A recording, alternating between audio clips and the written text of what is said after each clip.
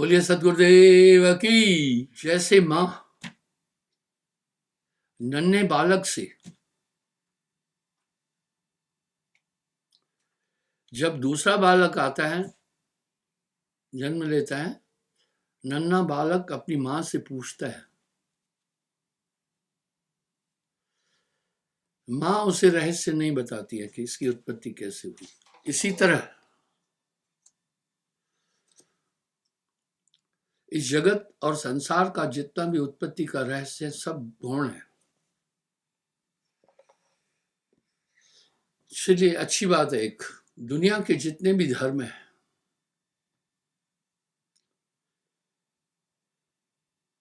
प्रचलित धर्म, हिंदू, मुसलमान, सिख, ईश्वर के अस्तित्व को सबने स्वीकार किया। अब यहां एक प्रश्न उठा, ईश्वर के अस्तित्व को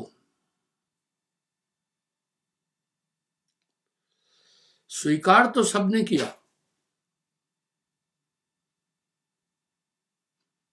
लेकिन उसे कोई भी नहीं देखा। शायद मेरी बात आपको बहुत अजीब और अटपटी लग रही हो।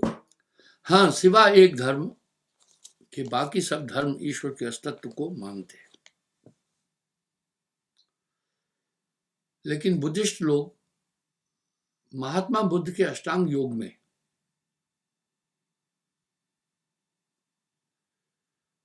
कहीं भी परमात्मा का उल्लेख नहीं है, आत्मा को सर्वोच्च ठहराया है।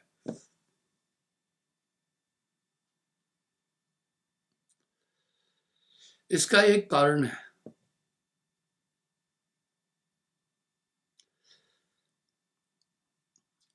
हमारे धर्म में बड़ी विविधता है।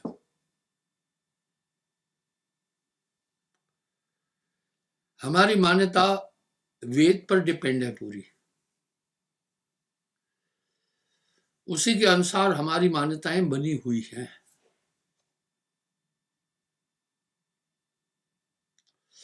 यहां साहब एक अपेक्ष कर रहे हैं, बहुत जबरदस्त। कहे सुने सब भक्ति कर रही, कहे सुने सब यज्ञ अनुष्ठान करते हैं, कहे सुने सब तीरथ डोले।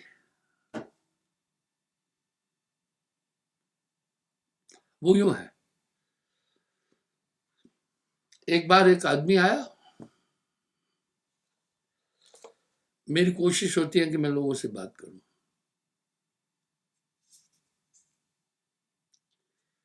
उससे मैंने पूछा, वो शिव उपासक थे। हम शिव जी के विरुद्ध नहीं है, हम किसी के विरुद्ध नहीं है। मैंने उससे पूछा, अब आप देखिए साहब के इस शब्द को आप गंभीरता से विचार करना, कहे सुने सब भक्ति करे,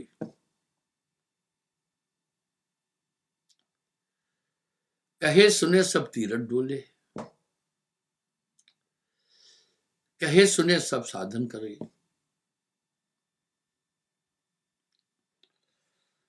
उस आदमी से मैंने पूछा,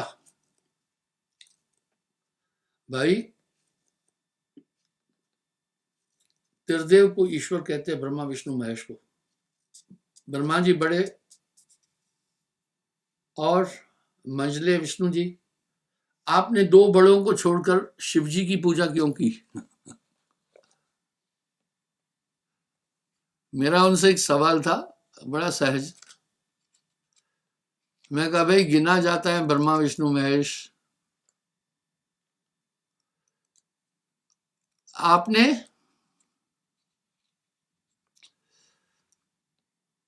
उनकी उपासना क्यों की? पहले आदमी योग शक्तियों के द्वारा, भक्ति के द्वारा प्रसिद्ध होता था। आजकल इसकी जरूरत नहीं है, मीडिया कर देगा आपको प्रसिद्ध। पर साच कहो तो मारन धाय, झूठ कहा नहीं जाई, संतो झूठे जगपति आई। मैं व्यंग्यकार नहीं हूं। घबरा खड़ा बाजार में, सबकी मांगे खैर, ना काहू से दोस्ती ना काहू से बैर।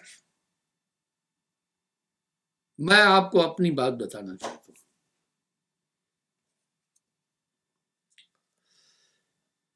एक पत्रकार मेरे पास आया, आज से 25 साल पुरानी बात।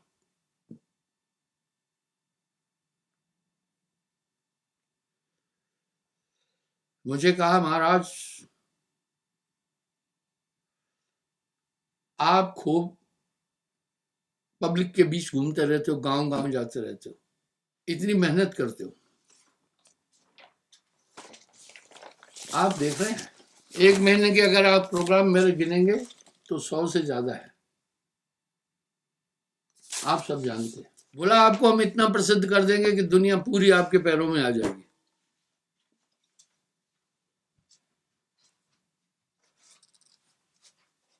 मैंने कहा भाई जो जितना बड़ा है उतना ही ज्यादा परेशान होता है, चलो आप कैसे क्या करोगे। उसने मुझे कहा, मैं आपका लेख अपनी पत्रिका में दूंगा, खूब टॉप लिखूंगा।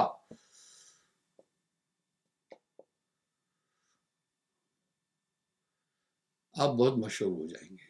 मैं कहा धन्यवाद, लेकिन कहा भाई तेल पानी का थोड़ा खर्चा देना पड़ेगा।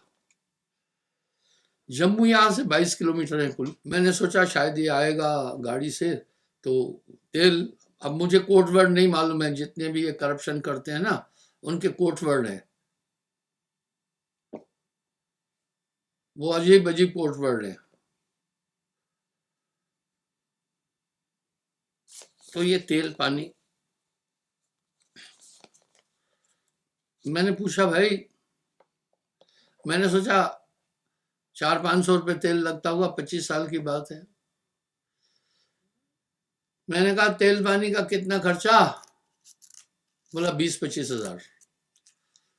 मैंने कहा भाई सुनो, मेरे पास अधिकतर गरीब लोग आते हैं, इतना मैं आपको नहीं दे पाऊंगा।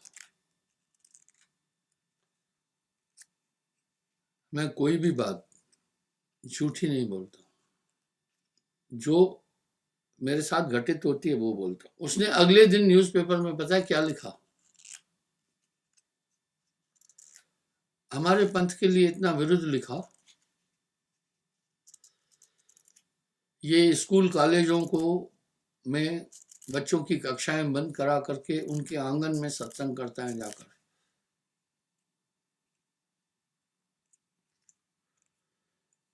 और ये आदमी देवी देवताओं के खिलाफ लिखता रहता है, बोलता है। जो जो कुछ उसने लिखा वो अपने मुंह से मैं बोल नहीं पाऊंगा।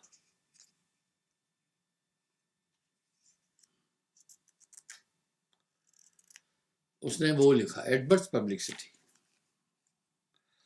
मैंने अपने वकील, मेरे काफी वकील नामी भी है, वो बेचारे मुझसे कुछ नहीं लेते हैं, लेकिन मैंने उसको नोटिस भेज दिया, क्यों ना तुम पर मैं ये कार्रवाई करूं। भाई मैं किसी भी स्कूल को बंद तो कराया नहीं है।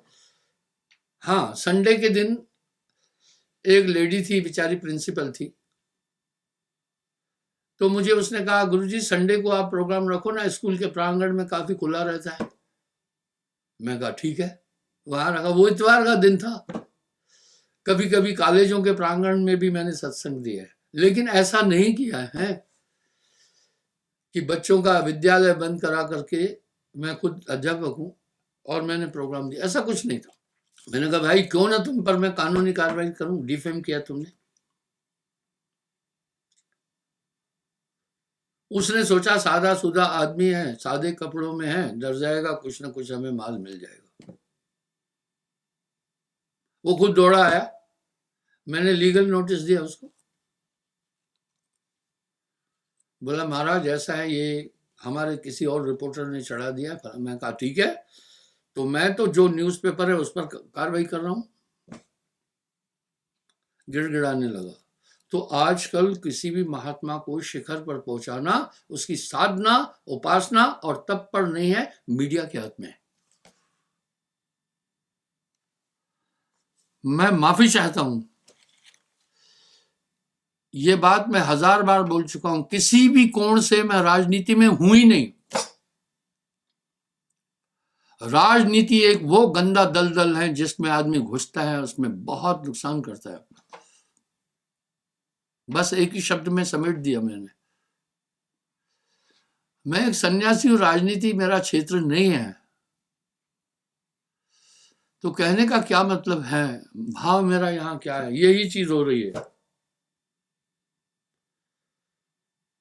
पर साच कहो तो मारन धाय, झूठ कहा नहीं जाए। जो अध्यात्म की ABCD भी नहीं जानते हैं, वो अध्यात्म के सुपरस्टार बने हुए घूम रहे हैं।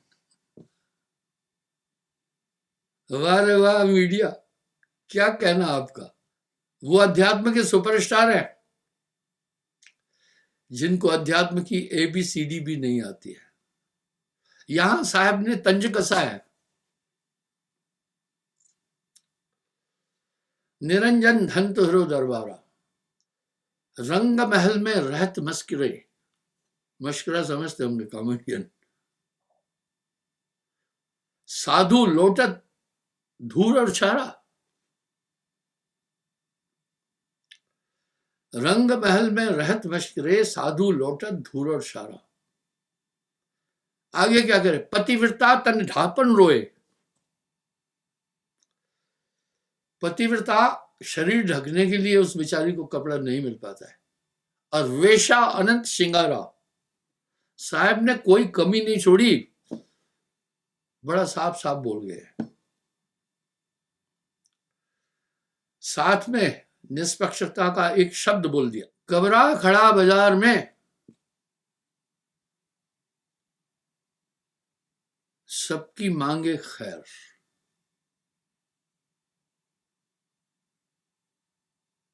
कबरा खड़ा बाजार में सबकी मांगे खैर, ना काहू से दोस्ती ना काहू से बैर।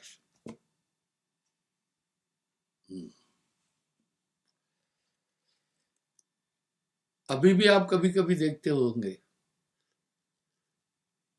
आलोचक लोग बड़े स्टाइल से आलोचना करते, मैं होता ही नहीं और गोष्ठी दिखाते हैं।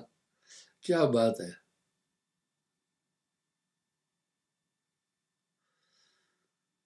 मैं तो गोष्ठी होती है आमने सामने तो देखा देखी सब करेंगे।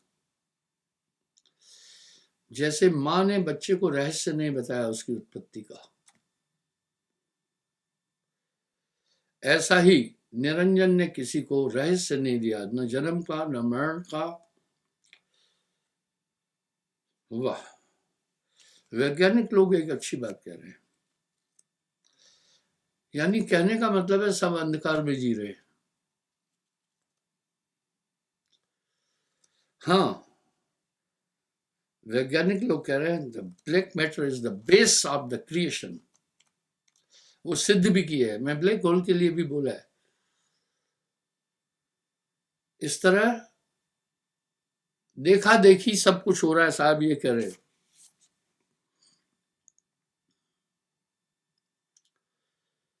सूरत लगाए सुनो मम बाणी,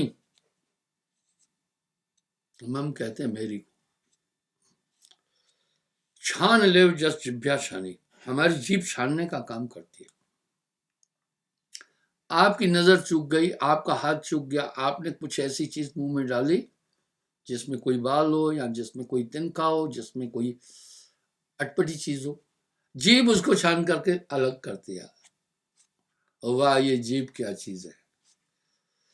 32 दांतों की ये रक्षक है। कुछ फंस जाए ना दांत में, जीभ चैन से नहीं बैठेगी, उनकी सफाई करती है। लेकिन ये 32 के 32 दांत जीभ को काटने के लिए तैयार हैं। थोड़ी अगर जीभ असावधान हुई तो दांतों तले आ जाएगी जीभ। कभी कभी आप भी देखते हैं आपकी जीभ दांतों तले आ जाती। दसों दिशा में लागी आग, कहे कबीर कह जाइयो भाग। हम सब एक शैतानी ताकत के हाथ में बने हैं। भाइयों, मैं द्रोही सन्यासी नहीं हूं, नहीं, आलोचक भी नहीं हूं। संसार की स्थिति देखकर नहीं लगता है कि हम किसी शैतानी ताकत के हाथ में हैं। आपको ध्यान होगा, ये शब्द मैंने कई बार उच्चारित किया है, राष्ट्रपति रीगन के पीए का।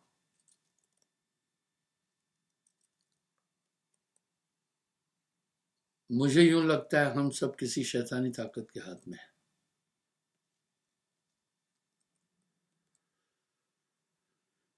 वो शैतानी ताकत हम सबसे जो कुछ कराना चाहती है वो करती है।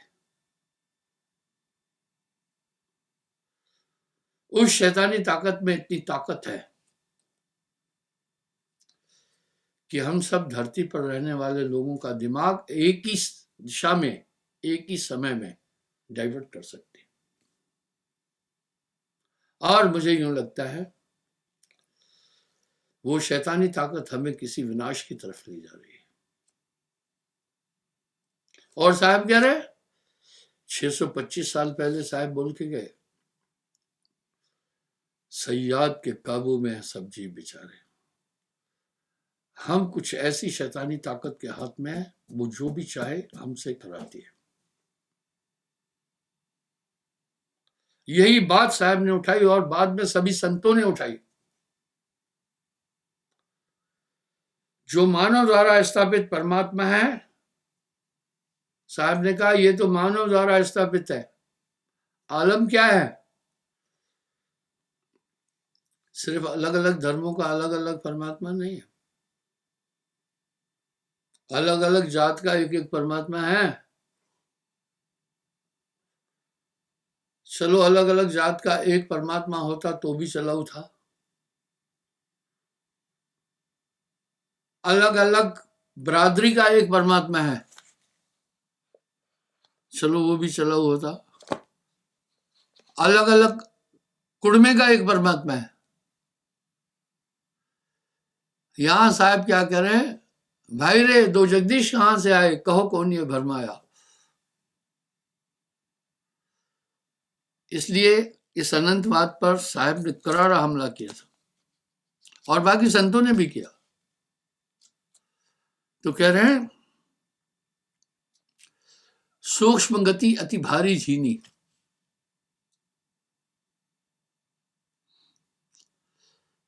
सूक्ष्म बहुत बारीक को कहते हैं।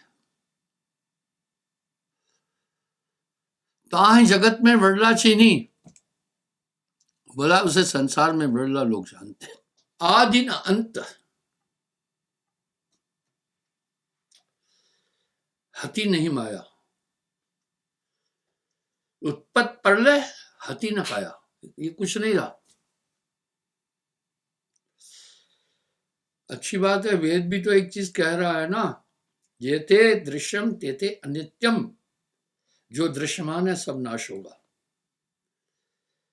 जेते अदृश्यम तेते नित्यम।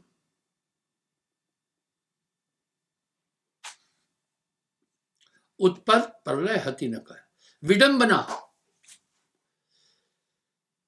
हम सब एक धारणा अपने अंदर पाले हुए हैं, बड़ी निमूल धारणा है।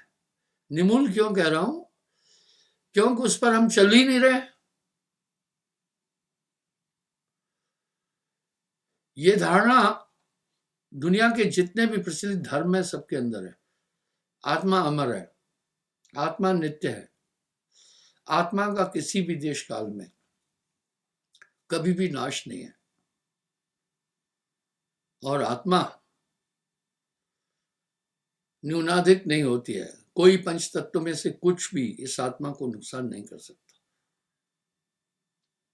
नैनम शद्राणि शस्त्र है, नैनम दहन्ति पावकः, वाह चनो शोषंति मारुतः। इसे आग भी नहीं जला सकती है, कोई शस्त्र भेदन नहीं कर सकते हैं, जल भिगा नहीं सकता है, वायु शोषित नहीं कर सकती है, ऐसी आत्मा है। और ये आत्मा की व्याख्या जितने भी प्रचलित धर्म हैं,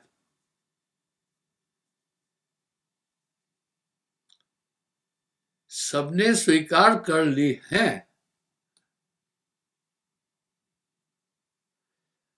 और हम सब धरती पर रहने वाले लोग मानते हैं कि आत्मा नहीं मरती है, तब भी हम उस आत्मा को खोजने की कोशिश नहीं कर रहे हैं। क्या मामला है? और ये मान्यता दुनिया के प्रचलित धर्मों की है, ईश्वर आत्मा में है, तब भी हम जानने की कोशिश नहीं कर रहे। इस लापरवाही का क्या कारण है? निसंदेह हम सब ये बात जानते भी हैं,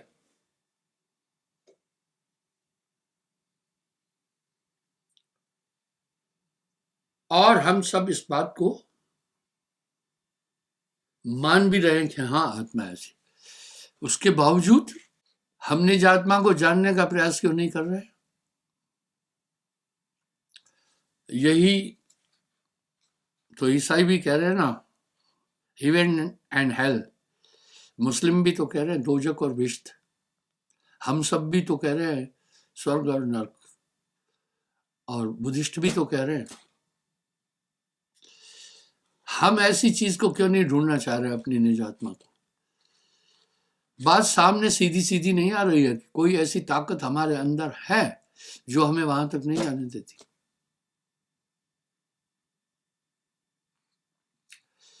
क्या हम सब उस ताकत के बारे में भी जानते हैं क्या, कि जो हमें ईश्वर जो हमारे अंदर विद्यमान है उसको जानने में बाधक है? हाँ, विडंबना है, हम ये भी जानते हैं, और सब कहते हैं क्या करें, मन और माया में फंसे हुए हैं। जान जान नर करे डिठाई, तभी भी हम मन माया को समझने की कोशिश नहीं कर रहे हैं। भाई कुछ तो मुक्ति का जतन कर ले, कुछ तो मुक्ति का जतन कर ले, कभी थोड़ा थोड़ा साहब का भजन कर ले। लेकिन जो नहीं रेंग रही आदमी को, हालांकि हम जान भी रहे हैं। विडंबना यह है, एक पक्षी या चूहा अगर पिंजरे में बंद है, आखिरी तक प्रयास करता रहता है बाहर निकलने का, कहीं चोंच मारता है, कहीं इधर करता है, कहीं ऊपर जाता है, कहीं नीचे आता है, खामोश नहीं बैठता।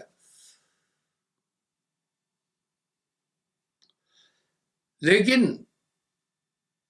मन माया ने ऐसा उलझा रखा है। मैं उदाहरण देता हूं।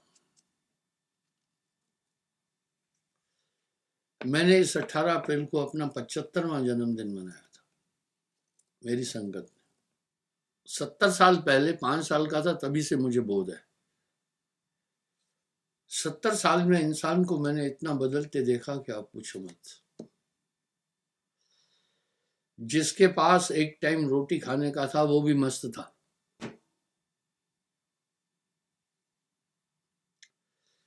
जितना मैं इंसान को आज परेशान देख रहा हूं, मैंने कभी नहीं देखा। खाक तरक्की की क्या हमने? कोई तरक्की नहीं की। ऐसा क्यों हुआ? हमने अपनी जरूरतें बढ़ाई।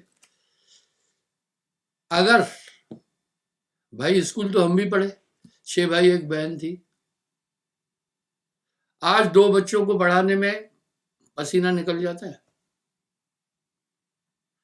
सरकारी स्कूल में साल की फीस थी 2 आने, साल की 2 आने। अभी मेरे भाइयों के दोतरू पोतरू पढ़ रहे हैं, एक एक की फीस 70-70 हजार रुपया साल में है, 80-80 हजार रुपया। और आजकल धंधा ये चला है, एडमिशन फीस हर साल ले। वो तो ऑलरेडी एडमिटेड है, एडमिशन उसकी हो चुकी है। ये बिजनेस है, हु इज बिजनेस है। पर सच कहो तो मारन जाए, झूठ कहा नहीं जाए।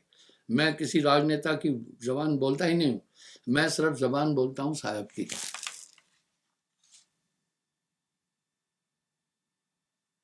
तभी भी जी रहे थे, मोबाइल नहीं था।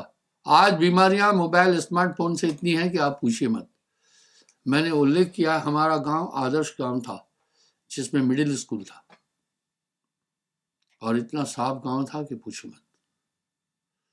4000 लोगों की बस्ती थी उस गांव में और आसपास के छोटे छोटे गांव जो प्राइमरी स्कूल यहाँ थी मिडिल के लिए हमारे यहाँ आते थे। हमारे गांव में एक भी बच्चे को चश्मा नहीं था।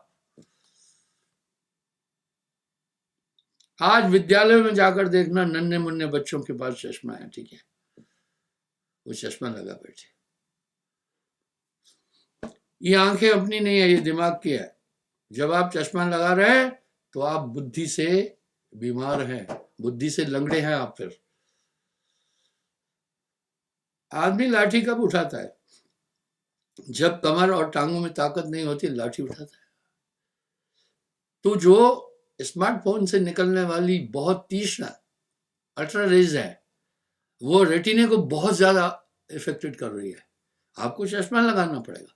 चश्मे का नंबर दिन प्रतिदिन बढ़ता जाएगा क्योंकि चश्मा कुछ नहीं है, आपके अंदर की ताकत खींच रहा है चश्मा। और एंड में ये हो जाता है वो चश्मा उतारने के बाद आदमी को चक्कर आता है, कुछ भी नहीं दिखता है। ये स्थिति है। कोई भी चार्जेस नहीं थी, कोई भी झंझटबाजी नहीं थी। रोटी तो हम तब भी खा रहे, अब गैस चूल्हा लाओ, फलाना लाओ, बिजली का बिल लाओ, नहीं था। हमारे गांव में बिजली किसी के पास भी नहीं थी उस समय, सब जी रहे थे। तो इस प्रकार से मन और माया में अधिक उलझ गया इंसान। ये विदेशों की बहुत बड़ी साजिश है और विशाल बीमारियों का हुआ। तो मन माया यही बता रहे हैं, इनमें उलझ जाए। दूसरा, संतान आजकल हमारी सोशल लाइफ खत्म हो चुकी है। इस तरह ये मन माया में जीव उलझा हुआ है। अब उपासना भी कोई कर रहा है। यहाँ साहब क्या कह रहे हैं, जो रक्षक तय चिन्हत नहीं, जो भक्षक सेवे नरताई। छोटे छोटे बच्चे विषय विकारों में भटक रहे हैं। ऐसा नहीं था। अपनी बात बताता हूं मैं, और मैंने ये बात बोली है। प्राइमरी स्कूल में जब तक मैं पढ़ा,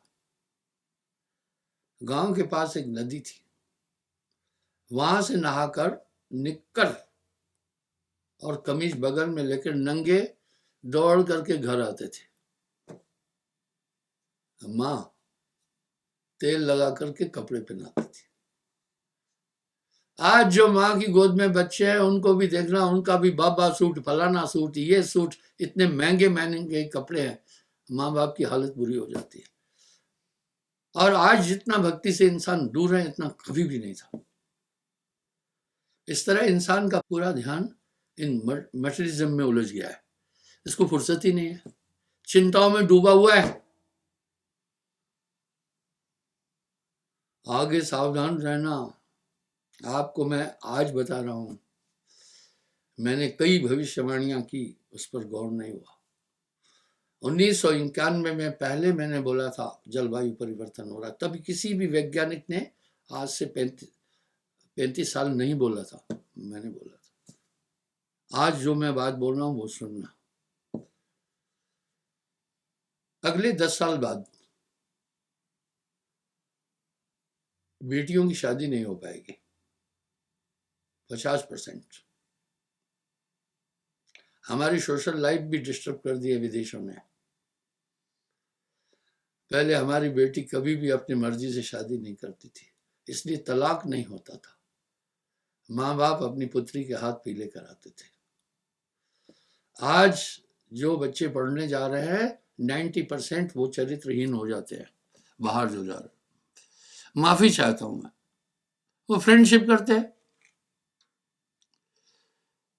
और लॉ मैरिज 95% फेल होती है। सामाजिक परिप्रेक्ष्य का ज्ञान आपसे ज्यादा है मुझे, मैं घमंडी नहीं हूं। रांझड़ी के अंदर 1000 लोग कम से कम दिन में आते हैं, उसमें 90% यही समस्याएं लाते हैं। सुनते सुनते हैरान हो जाता हूं। यह है मन और माया, इसमें फंसा है जीव, इसको फुर्सत नहीं है। जब तलक है जिंदगी फुर्सत न होगी काम से, थोड़ा समय निकाल कर लो मोहब्बत नाम से। तो भाइयों, अपनी आवश्यकताएं सीमित करो, आत्मा के कल्याण के लिए सोचे, भूलना नहीं। अहो भाग्य मानव तन पाया, 84 लाख योनियां भोगने के बाद मानव तन मिला, हमारे शास्त्र भी कह रहे हैं ये मोक्ष की प्राप्ति के लिए मिला है। ये आतन का फल विषय न भाई, भजो नाम सब काज भी आए। इसलिए जीव उलझ गया है। आगे कह रहे, उत्पत्त प्रलय हति न काया, शून्य शिखर न तत्व न मूला, कारण सूक्ष्म नहीं अस्तूला, कुछ नहीं था। साहब ने अपनी वाणियों में अनेकों जगह एक बात को स्थापित किया है, हंसा तू तो अमर लोक का बड़ा काल बसाई आदि। क्षमा चाहता हूं, समय हो रहा है।